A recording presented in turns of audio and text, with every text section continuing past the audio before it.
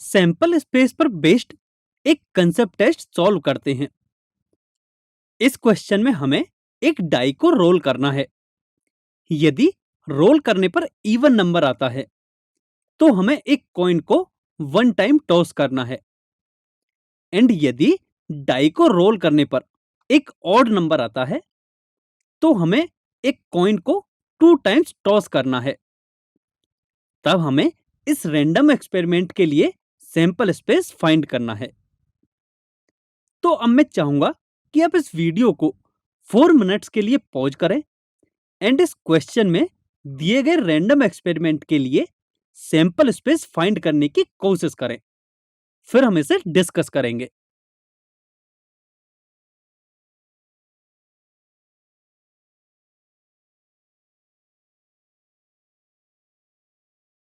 I hope आप सभी ने इस क्वेश्चन को सॉल्व कर लिया होगा।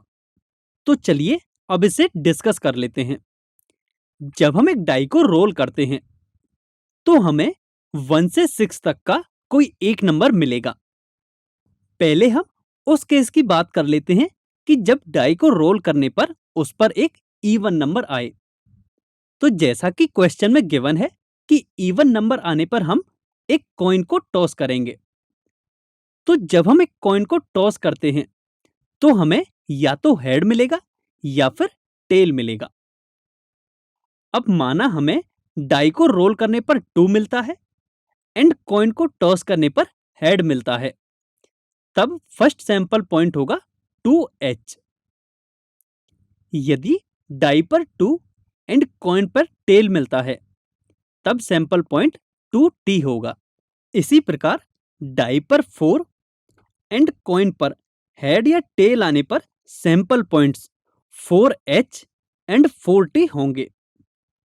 इसी प्रकार डाई पर 6 एंड कॉइन पर हेड या टेल आने पर sample points 6h and 6t होंगे। अभी तक जो भी सैंपल पॉइंट्स फाइंड किए हैं उनमें डाई पर एक इवन नंबर आ रहा था। अब यदि डाई पर एक ऑड नंबर अर्थात 1, 3 और 5 में से कोई एक नंबर आता है तब हमें कॉइन को सेकंड टाइम टॉस करना है। सेकंड टाइम टॉस में भी कॉइन पर हेड या टेल आ सकता है। अब इस सिचुएशन में सैंपल पॉइंट्स फाइंड करते हैं। यदि डाई पर 1 फर्स्ट टॉस में कॉइन पर हेड एंड सेकंड टॉस में कॉइन पर हेड आए तो उस केस में सैंपल पॉइंट 1h होगा। अब यदि नेक्स्ट केस में डाई पर 1 फर्स्ट टॉस में कॉइन पर हेड एंड सेकंड टॉस में कॉइन पर टेल आए तो इस केस में सैंपल पॉइंट 1ht हो जाएगा।